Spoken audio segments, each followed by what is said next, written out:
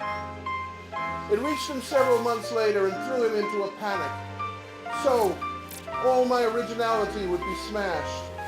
So, Wallace would be first to write the theory of natural selection. Well, let him be first then. He'll be the most hated and reviled man in all of England. Let him be first. There'll be no celebration. Let him be first. There'll be no adulation. Let him inform the human race that it came down from the trees, and he can tell the bishops they are kin to chimpanzees. Let him be first. I'll offer no resistance. Let him be first. I'll lend him my assistance. They'll hang the man who dare deny the stories we were nurtured by in every British home. He will be cursed. Let him, yes, let him be first. Let him be first, and I will take no action. Come do your worst to claim this vague abstraction. It's nothing but a theory any dreamer could conceive, and not a thing a man of any substance will believe. Let him be first, though I've been sorely tempted. Come, do your worst. It seems I've been preempted. My bid for immortality has been a lovely joke on me.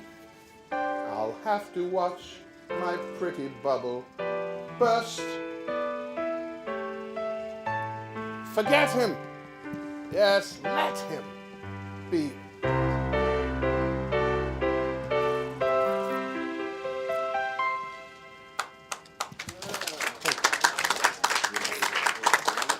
And now it's Darwin's Nightmare. You ready?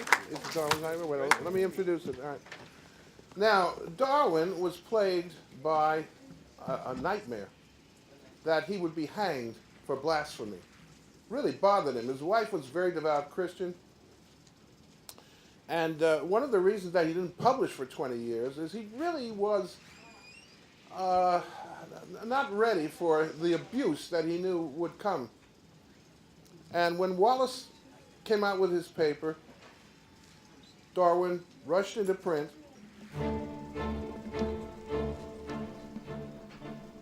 I was lying awake with a dismal headache, and my sleep was put off by anxiety, for I feared that my plan of explaining how man had evolved would provoke notoriety. I had left London town for the village of Down, and a home that is quiet and regal, yet I get no repose, and I can't even doze without dreaming I'm back on the Beagle. We are rounding the Horn in a furious storm, and our progress is measured in inches. Then we're rolling around, and the crew's almost drowned, and they scatter like terrified finches.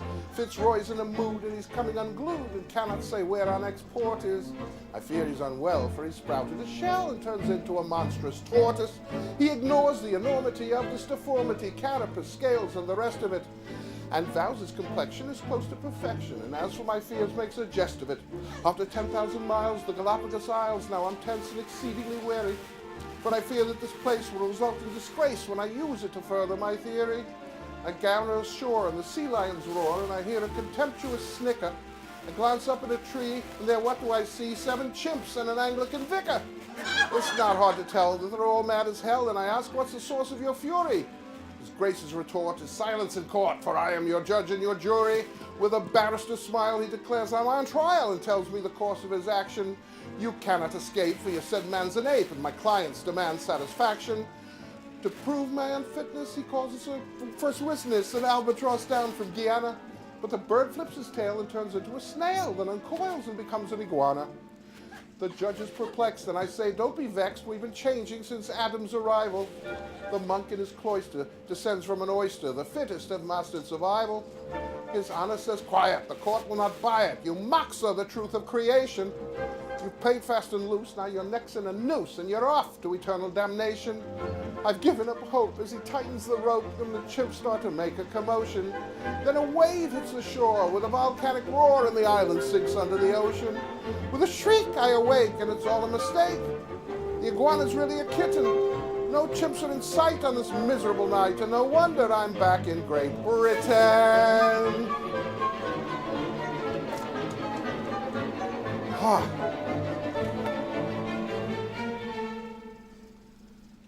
I'm a terrible wreck with a crick in my neck. My anxiety's hardly diminished.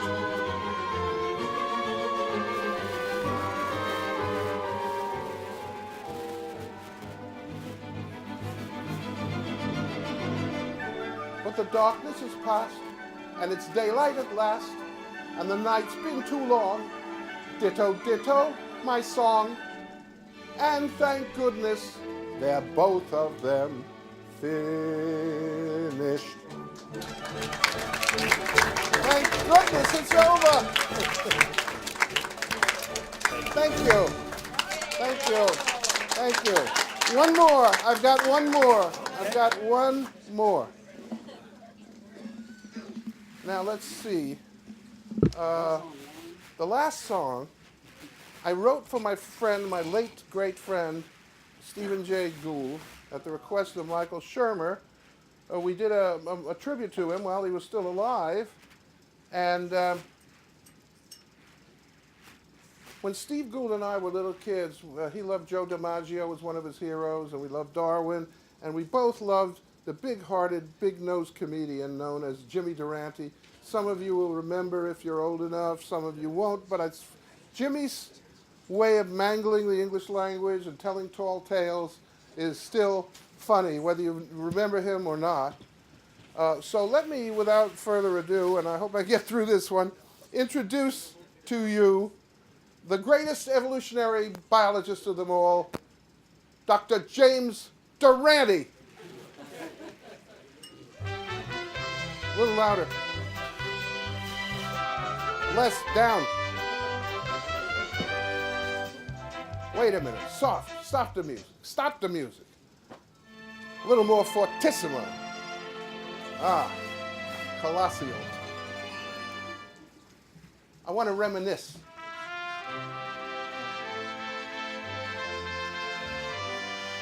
As I go along in life, you know I do the best I can and try, whenever possible, to help my fellow man. I taught Bing Crosby how to sing his Baba Boo, and I taught Betty Boop how to boop boop boop a doo hoo. What a note, a promissory note if ever I heard one. That note was given to me by Pavarotti, and boy was he glad to get rid of it. He got a million of them. But now, ladies and gentlemen, now that I look back on my career, I do recall one achievement that stands out above them all. So let's celebrate, 'cause I'm feeling great. I'm the guy who found natural selection. I was brought up to believe in Adam and Eve, but the time has flown away for a correction. We was all laboring under a misapprehension. I was with Alfred Russel Wallace in the jungles of Malaysia. Folks, I'll tell you how it happened, 'cause I'm sure it will amaze you. One day, I'm walking through the rainforest with Alfred Russel Wallace, brushing aside an orangutan or two, when we sees these papillary butterflies, thousands of them. He says to me, Jimmy, look at them butterflies. Why, they're papillating all over the place. I said, indubitably, Alfred, they're selecting their mates. It's only natural. He says, Jimmy, that's it. Natural selection. And he scribbles down some notes on a handy piece of bark. Back in camp, Alfred writes out the whole theory of evolution. And what happens? What happens? Does he send it to Sir Richard Owen? No. Does he send it to Thomas Henry Huxley? No. He sends it to Charles Darwin. What a catastrophe. So what happens? Charles Darwin says he came up with it first. Alfred says he came up with it first. And me? I'm surrounded by assassins. Everybody wants to get into the act. Well, I was so mad, it was so preposterous, I was frothing at the kneecaps. So Darwin, what happens? Darwin submits it to the Linoleum Society of London. And then he writes a book on the origination of the specimens. Now, I'm mortified beyond chagrin. So what happens? Darwin gets all the credit, Wallace is downloaded to a footnote in history, and I lose by a nose. How humiliating. Why, it's downright immemorial. But I don't care, because I know what really happened. And now the truth is out, and it's beyond a doubt. I'm the guy who found natural selection. Yes, sir, I'm the guy who found natural selection. Good night, folks, and good night, Stephen Jay Gould, wherever you are. Good night.